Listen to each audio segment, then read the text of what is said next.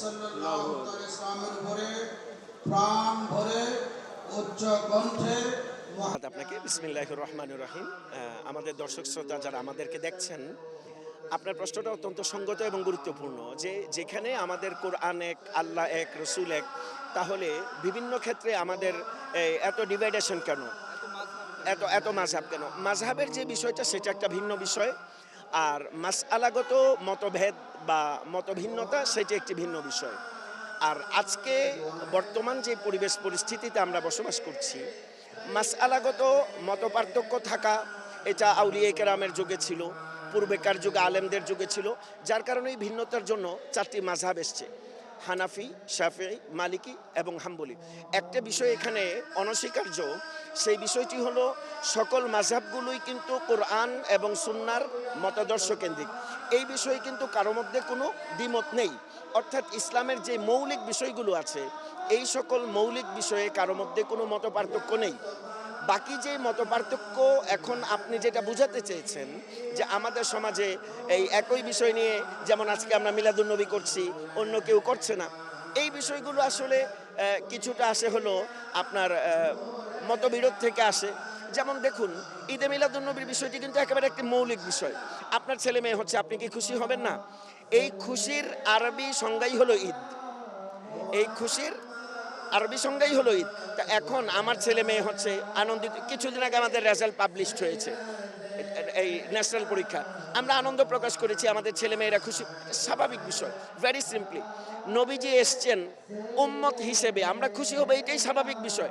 এখন নবীর আগমনে কেউ যদি খুশি হতে না পারে, এখানে আসলে বলার আর কিছু নেই। তবে সৃষ্টিকুলের জন্য নবীর আগমনে আনন্দ হবে, খুশি উদযাপন করবে, দরুদ শরীফ পড়বে, আনন্দ প্রকাশ করবে, মানুষকে খাওয়াবে, এটা হৃদ্যতা মানুষের মধ্যে। এই যে সংঘাতপূর্ণ অবস্থান, আপনি যেটি বলেছেন মত পার্থক্য, বরঞ্চ আমরা বলতে চাই ঈদে মিলাদুন্নবী মানুষের মত পার্থক্যকে দূর করে মানুষকে কাছাকাছি করে। ওয়ালাইকুম ওরহামাতুল্লাহি ওবারাকাতুহু।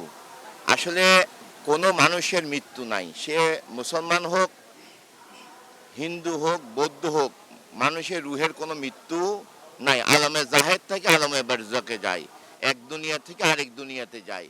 মানুষের রুহের মৃত্যু নাই। তথাপি আমাদের রসুল হচ্ছে হায়াতুন নবী, জিন্দা নবী। এই নবীর উপরে আমরা কলমা পড়ি, লা ইলাহা ইল্লাল্লাহু মুহাম্মাদুর রাসূলুল্লাহ।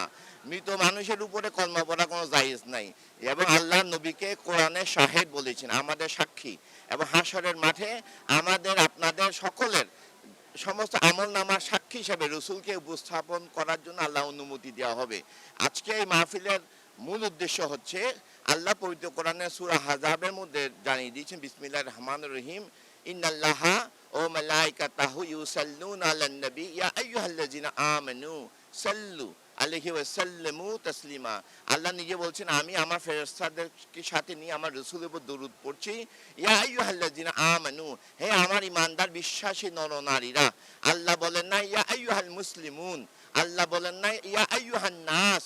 আল্লাহ শুধু মুসলমানদের মধ্যে ঈমানদার যারা, তাদেরকে ডাক দিয়েছে, যারা আমি আল্লাহর উপর ঈমান রাখো তারা সাল্লু, নবীর দরুদ পড়ো, ওয়াসাল্লামু, নবীকে সালাম দাও, তাসলিমা, বেশি বেশি করে। আল্লাহ শুধু ঈমানদারদের জন্য ফরজ করেছেন, মুসলমানদের জন্য ফরজ করেন নাই। শুধু নবীর দরুদ এবং সালাম শুধু ঈমানদারদের জন্য ফরজ, মুসলমানদের জন্য এটা ফরজ নয়। এটার জন্য সুতরাং আপনাদের প্রতি আজকে আমরা যে মিলাদুন নবী কায়েম করছি, আল্লাহ পবিত্র কোরআনে আমাদেরকে জানিয়ে দিয়েছেন, কুল বিফাদিল্লাহি ওয়া বিরহমাতিহি ফাবিযালিকা ফালইফরাহু হুয়া খায়রুম মিম্মা ইয়াজমাউন। আল্লাহ বলছেন, আল্লাহর ফজল এবং রহমত প্রাপ্তিতে আমরা যেন শকর গুজারি করি, আনন্দ করি আল্লাহর শকর। কারণ ওয়ামা আরসালনাকা ইল্লা রাহমাতাল লিল আলামিন, আমাদের আল্লাহ জাহের নয়, আল্লাহ হচ্ছে বাতেন। আল্লাহকে দেখা যায় না, ধরা যায় না, ছোঁয়া যায় না, আল্লাহর সাথে কথা বলা যায় না, কিন্তু আল্লাহ তার একটা মাধ্যম, ওসিলা আমাদেরকে দিয়েছেন। ওই ওসিলা হচ্ছে মুহাম্মাদুর রাসূল সাল্লাল্লাহু আলাইহি ওয়াসাল্লাম। তাকে রহমতের বার্তা নিয়ে দুনিয়াতে এসেছেন, এবং যারা রসুলকে অনুসরণ করবে আল্লাহ নিয়ামতের হকদার করবে। তো শুধু তাই নয়, সূরা আল ইমরানের 81, 82 এবং 83 নম্বর আয়াতে কারিমাতে আল্লাহ নিজেই নবীর মিলাদুন নবী, নবী আগমনের বার্তা নিজেই দিয়েছেন। বিসমিল্লাহির রহমানির রহিম, ওয়া ইজ আখাযাল্লাহু মিসাকান নাবিয়িনা লামা আতাইতুকুম মিন কিতাবি ওয়া হিকমাতিন সুম্মা জাআকুম রাসূলুম মুসাদ্দিকুল লিমা। অতঃপর তোমাদের নিকট এমন একজন রসুল আসবে, শুধু রসুল নয়, সমস্ত নবীদেরও নবী, সমস্ত নবীদেরকে সত্যায়ন করবে আমাদের আখির জামানার নবী। শুধু আমাদের নবী শুধু নবী নয়, সকল নবীদেরও নবী। উনি যদি কোনো নবী সত্যায়ন না করে তার নবুয়ত থাকবে না। মুসাদ্দিকুল লিমা।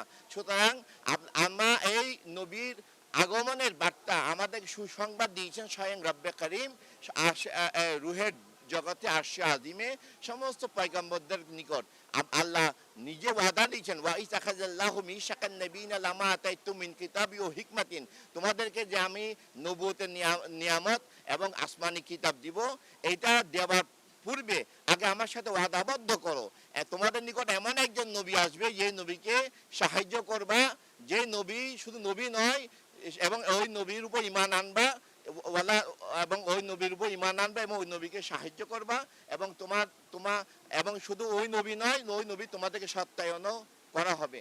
সুতরাং আল্লাহর এই হুকুমতের বার্তা আমার মানুষের কাছে পৌঁছে দিবার জন্য এইটা আমরা জানি আজ ঈদে মিলাদুন নবী আমার রাষ্ট্রীয়ভাবে শুধু বাংলাদেশে নয় সমস্ত পৃথিবীতে এটা উদযাপিত হচ্ছে।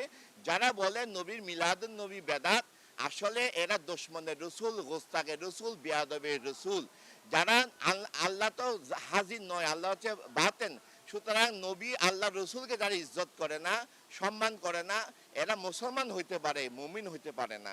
এই জন্য রসুল বলেছেন হাসর কিয়ামতের পূর্ব পর্যন্ত মুসলমানদের মধ্যে ৭৩টা দল হবে, ৭৩টা দল ফেরকার মধ্যে ৭২টা দল হবে জাহান্নামে।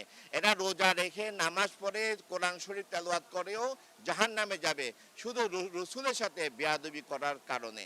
সুতরাং যারা নবীকে ভালোবাসবে, নবীর দরুদ এবং সালাম আদায় করবে, নবীর উপরে বিশ্বাস করবে, এরাই শুধু জান্নাতি। আর বাকি ৭২ কাতার সকলে আল্লাহর উপরে কলমা পড়ার পরও, নামাজ পড়ার পরও, হজ জাকাত করার পরও, ইসলামে অন্য আহকাম হুকুমত কায়েম করার পরও এরা যাবে জাহান্নামে শুধুমাত্র রসুলের প্রতি আদবের খেলাফের কারণে। সুতরাং এই বিষয়টা আমরা জাতির কাছে জানিয়ে দিতে চাচ্ছি যে শুধু তৌহিদের মধ্যে ঈমান নয়, তৌহিদ এবং রিসালাতের সংমিশ্রণের মধ্যে হচ্ছে ঈমান।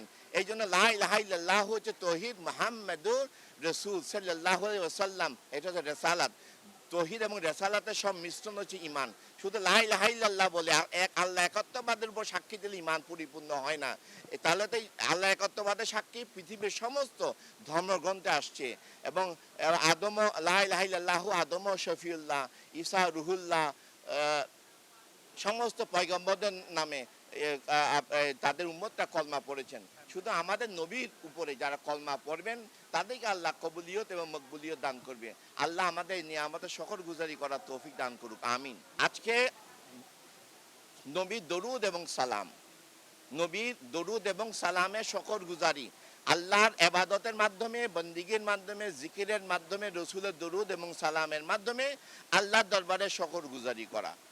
এই উদ্দেশ্যে নবীর প্রেমকে মানুষের হৃদয়ে পৌঁছে দিবার জন্য এবং নবী যে আল্লাহ রহমতের দপ্তর থেকে রহমতের বার্তা নিয়ে এসেছেন, যার আল্লাহ নিজের শানে রসুলকে বলছে ওয়ামা আরসালনাকা ইল্লা রাহমাতাল লিল আলামিন। আল্লাহ যত আলমের রব, আল্লাহ রসুল তত আলমের রহমত। এই জন্য আল্লাহ তার নিজের লাকাব রসুলকে দান করেছেন ওয়ামা আরসালনাকা ইল্লা রাহমাতাল লিল আলামিন। এই নিয়ামতের শুকরগুজারি করার জন্য আমরা আছে এই জাতির কাছে এই বার্তা পৌঁছে দেওয়ার জন্য শুধু বাংলাদেশ নয় সমস্ত পৃথিবী জুড়ে নবীর দরুদ সালাম ছাড়া কোনো আমলে আল্লাহ দরবারে কবুল হয় না। এবং আসমান এবং জমিনের মধ্যে এই দোয়াগুলো ঝুলে থাকে যতক্ষণ পর্যন্ত নবীর দরুদ এবং সালাম আদায় করা না হয়। সুতরাং আজকে আমরা জাতির কাছে, আমরা এই দেশের সরকারের কাছে আমরা অনুরোধ জানাই, আমরা সকলে মিলে যেন রসুলের এই নিয়ামতের শুকরগুজারি করতে পারি। আল্লাহ যেন সে তৌফিক দেয় এবং এই বাংলাদেশ গণপ্রজাতন্ত্রে বাংলাদেশ সরকারকে আমরা ধন্যবাদ জানাই। রাষ্ট্রীয়ভাবে ঈদে মিলাদুন নবীর খেদমতটা ওনারা জারি রেখেছেন এবং এইটা জারি রাখার মাধ্যমে এই দেশের উপর আল্লাহর রহমত এবং মাগফিরাত যেন জারি থাকে। আল্লাহ আমাদের যেন তৌফিক দান করুক, আমিন।